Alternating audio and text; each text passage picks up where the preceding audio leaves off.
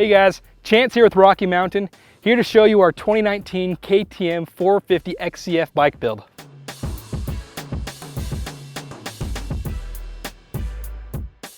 Now KTM makes some of the best off-road race bikes around.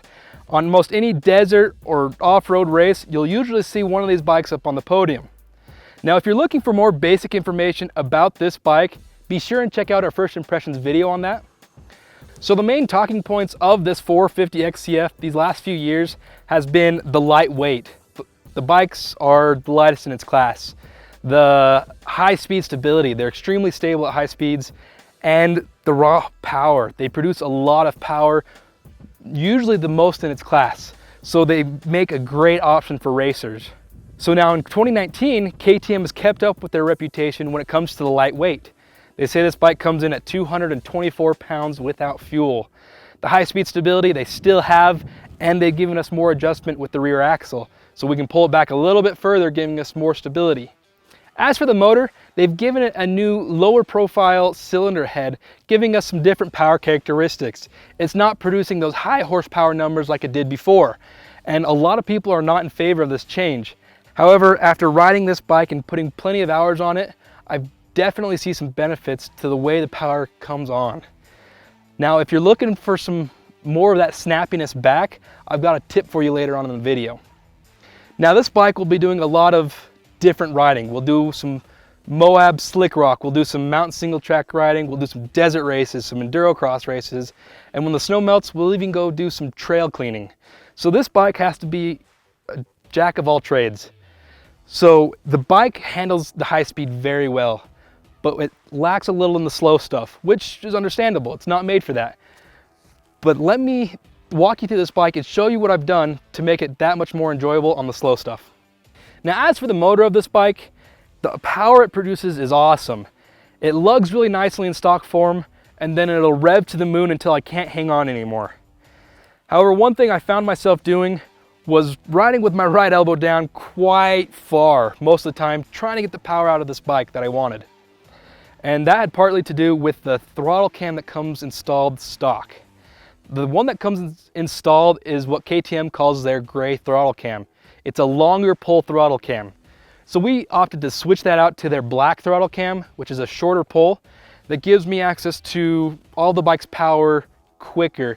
It allows me to jump out of corners a little quicker, accelerate a little bit better, and I'm not sacrificing my riding position. From there, we went to exhaust.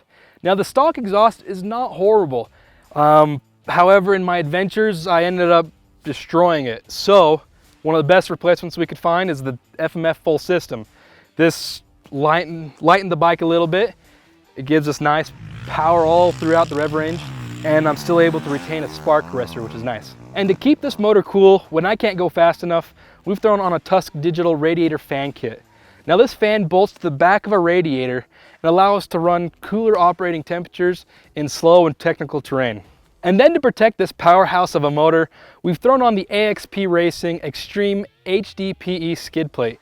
Now this skid plate has awesome coverage, it has a built-in linkage guard, and the quality is second to none. And from there, we've thrown on some extra protection items from Bulletproof Designs, like their billet aluminum radiator guards, their chain guide guard, and their rear disc guard. Now these are strong billet aluminum pieces that come in different colorways, so I can really customize the way my bike looks. And then we don't know what we're going to get ourselves into with this bike, so we threw on some Tusk D-Flex Pro handguards. These are going to protect my hands nicely and my levers. We then replaced the drive components on this bike with some primary drive components, like the gold X-ring chain, front and rear sprocket, and we've got a dome spring washer. Now this dome spring washer is an upgrade from stock. The stock washer, it loses its spring after a while, but this primary drive dome spring washer is made from a higher quality steel that will retain its spring longer. From there, we laced up some Tusk Impact wheels. We ordered separate parts off the website, and so we went with an orange hub, black spokes, and black rims. The wheels look awesome. From there, we added some Bridgestone ultra heavy duty tubes to help prevent pinch flats, and then we wrapped those in some Michelin Starcross 5 medium tires. These are some of my favorite tires that do well from Moab slick rock down to some sandy trails. Now moving on to the handling of this bike, the AER forks that come on this bike are the best version that we've seen of that fork. However, there are some downsides to any air fork and the characteristics. Like they ride high in the stroke. So it's hard for me to get my front tire down into a rut or a corner and stay planted. It's really nice at high speeds, but in slower chop, over rocks, over logs, it's really harsh. So to get us more comfortable on the bike, we send it off to Kreft Moto. Now Kreft only does WP suspension, so they are very good at it. And they've got some proprietary technology called the revalve control. Now this is available for the AER fork and Explorer fork. So what it is an external piece on the bottom of my fork that allows me to control the valving or change the valving of this fork without having to break it down.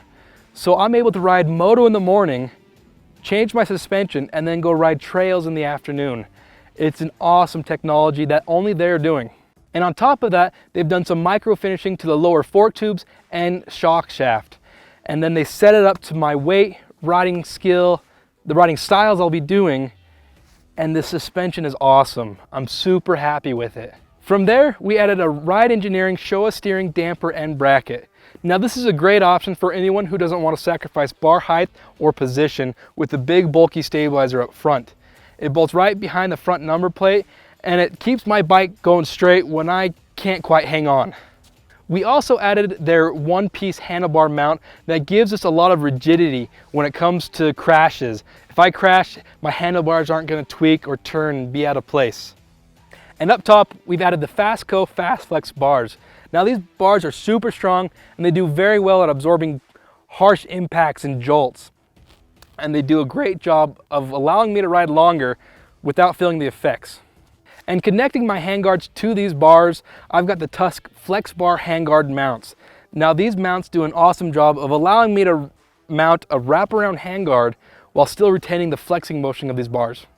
As for grips, we've stayed with the ODI brand and we've switched up the color. We've stayed with these grips because the ease of installation. They're the easiest grip to install on the market.